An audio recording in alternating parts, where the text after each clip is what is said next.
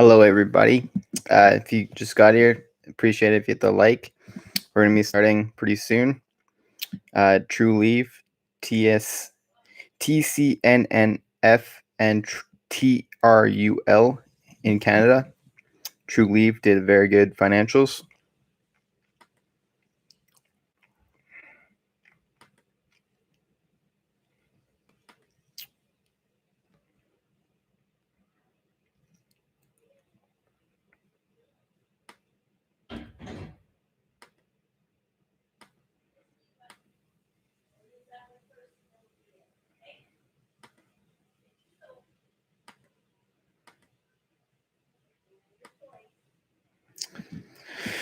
All right, so they closed at about $13.65 in Canada, $10 in USD. So this is the fourth quarter 2019 from October 1st till 2020. And for the 3 months, and they achieved record revenue of 79.7 million, an increase of 13% on a sequential quarterly basis. And the adjusted EBITDA increased from 36.9 million to 45 million. So I put it in the live stream for my title 36.9, but it was actually 45 million in EBITDA. So very good increase from the last quarter. 45 million in EBITDA is very good.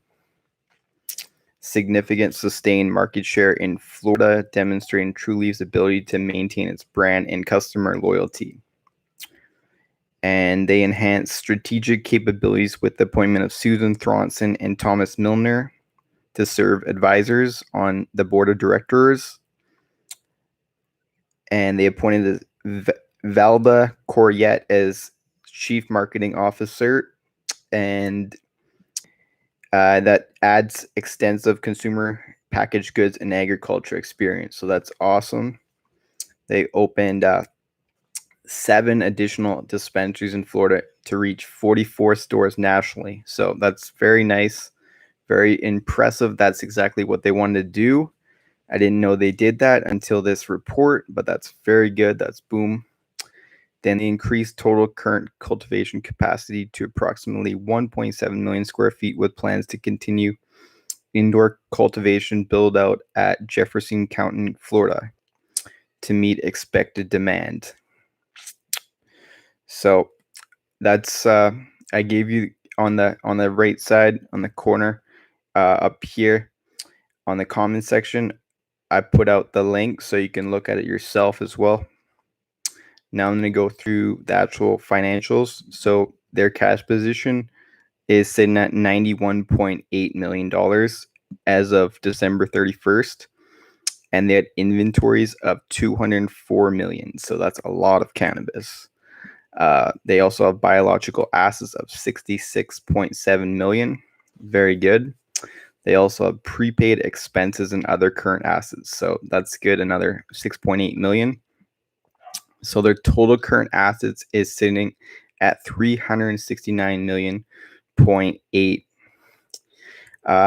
And property and equipment is 189 million. Intangible assets 23.5 million, and goodwill of 7.3 million. So that's very nice compared to some of these other companies from Canada. They're writing down their goodwill when they have it in the hundreds and the billions. Aurora had like 3 billion in goodwill. So when you only have 7 million in goodwill, very good. Other assets 948,000. So total assets is 590,000. So that's 590 million. I mean, so 590 million, and that's close to 600 million.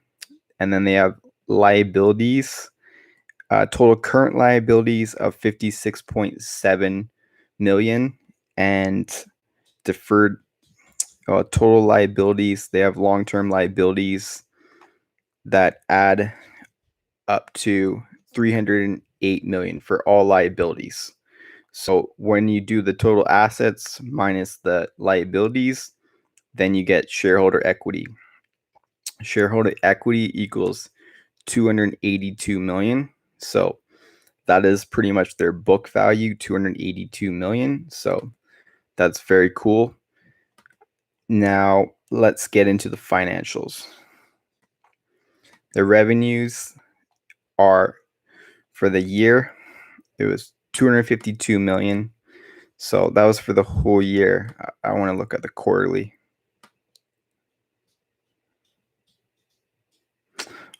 It won't do it on there. I got it on another one on New Cannabis Ventures. It says 79.7 million, and revenue less production expenses and cost of goods purchased 51.5, and operating expenses 23.4. So their operating expenses were 29% of their revenues. So then you're looking at about a 71% profit margin. Very nice. Adjusted EBITDA 45 million. So their net income is 45.5 million. Yeah, so very impressive for TRULIEVE. Very impressive. I think they did very good. TRULIEVE did very good. Uh, you know, 45 million, 45.5 million in net income, 45 million in EBITDA, 79.7 million. I believe before, back in January, I thought they were going to do 80 to 85 million. So I was pretty much right on the button. And then on a Twitter post, I said 80 million. So yeah, I kind of knew what was going to happen just by doing my math. And for USA, for the financials in USA, and to give them a report card score, with the inventory and all that stuff, I got to give them an A.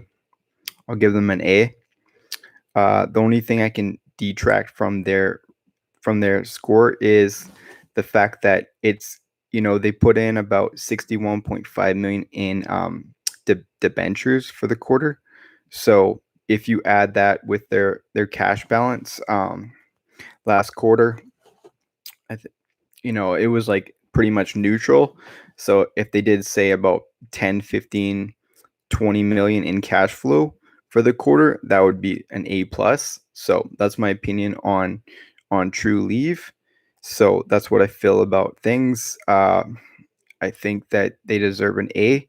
I think they're getting to the. I don't think they're gonna do much more stores in the next while, so they're gonna lower their cash burn. So then they're gonna be able to do 10 to 15 million, I believe, potentially, but I'm not sure. I don't know how they're going with Massachusetts and other states. I believe they're in California as well. So, but I think California is a little bit of their sector, but their big, all the riches are coming from Florida, right? They're getting about 80-90% of the revenues in Florida, and they're just crushing it. So, yeah, I'll give them an A. I'm very happy with what they're doing. I think they're giving some life to the sector with doing those kind of financials. I mean, that's really solid. So, a lot better than a lot of the other companies, and even with Valence, when they had nice EBITDA, they were down on their cash flow because they have accounts receivable from LPs that haven't paid them money. So, anyways, if you guys got any questions about the financials, let me know in the comments, or else I'm gonna get going. But yeah, thanks for listening. So I'll give you guys a minute or so if you got some questions you want to ask.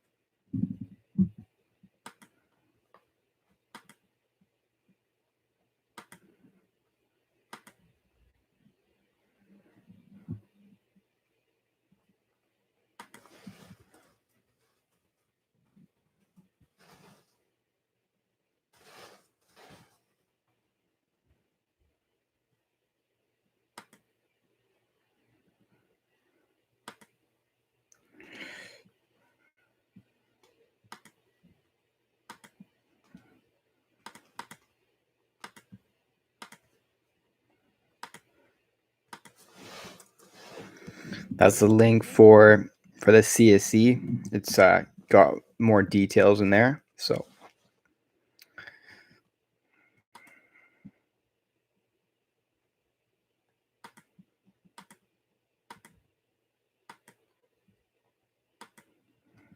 all right, I'm gonna get going.